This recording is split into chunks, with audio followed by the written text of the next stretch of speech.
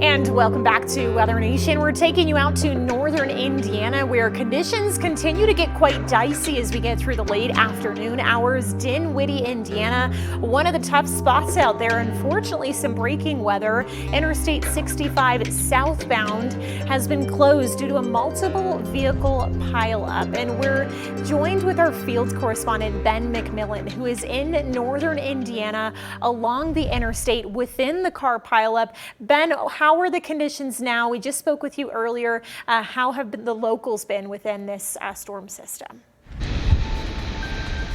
Yeah, good afternoon. Moderate to heavy snow continues on I-65. We're south of Gary, Indiana, for those of you who don't know where we're at.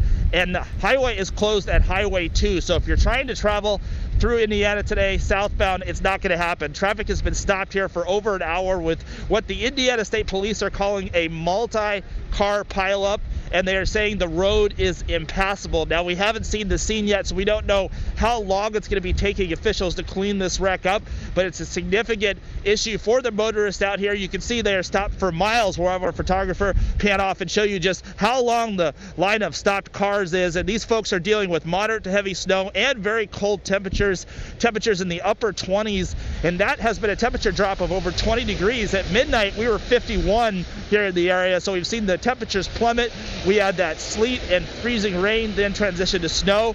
So it's not been a good day out here for people trying to travel. We wanted to talk with one of them. This is Andy.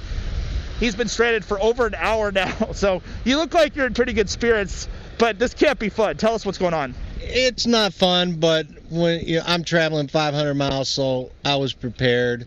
I knew I was driving into a storm, so I was being cautious. It's not my first time getting stuck on the interstate because of an accident. People needs to realize that the road conditions aren't perfect and you need to drop your speeds down. I'm sure that speed had something to do with the accident in front of us, and they just need to slow down, be careful, don't be in a hurry, leave early, get there early, and you'll be fine. That's some great advice, Andy. You definitely know your safety tips. Have you been in these types of storms before? Is that the type of behavior that's gotten you through them, that you're still with us here today, I should say? Yes, it is. I've traveled from Chicago to Kentucky and Tennessee for the last 36 years. Been in Indiana with a lot of snowstorms. A lot of people forget how to drive, and the key is just slow down, be cautious. Give the guy in front of you room in case he has to stop very quickly. You're able to stop in time also. Yeah, and I also see you have some bottled water, some snacks. You have plenty of goods on board to get you through here. How important is it to have that kind of stuff? Well, when you're traveling in the winter, you need to be prepared. I knew I was driving for 8+ hours, so I brought plenty of juices and snacks, and I got blankets in the back just in case this happens. I filled up my tank before I left.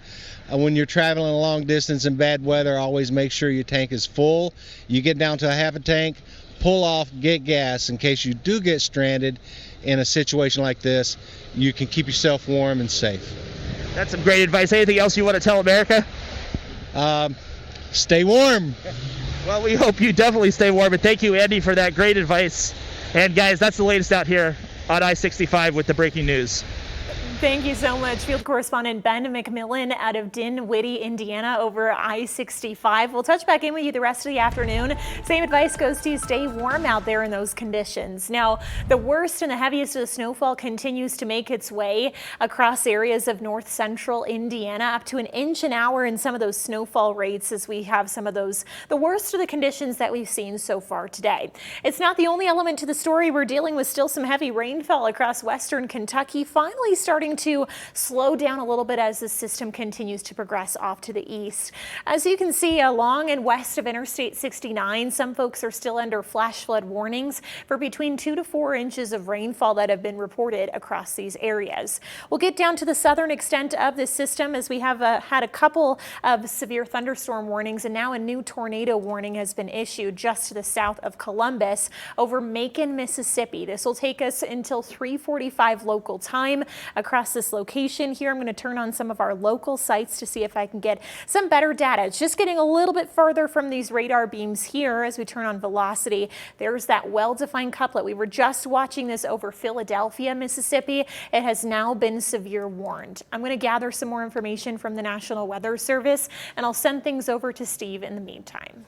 Thank you, Atlanta. Yeah, our team coverage continues. We'll get back to Atlanta with the latest on that tornado warning in eastern Mississippi. It's part of a complex of storms that could be tornado producing today, anywhere from Tennessee, just southwest of Nashville, through Jackson, I-40, down I-65, the southern portion, well to the south of that closure up in Indiana, down into Huntsville, western Alabama. And the tornado watch means that we have the possibility of tornadic storms, so prepare now by monitoring the latest trends in the forecast model, monitoring the latest radar trends as well, and then listening out for any warnings. When we have a warning such as we just had pop up in Mississippi, that's when we want to take action by getting to that lowest, most interior section of your home.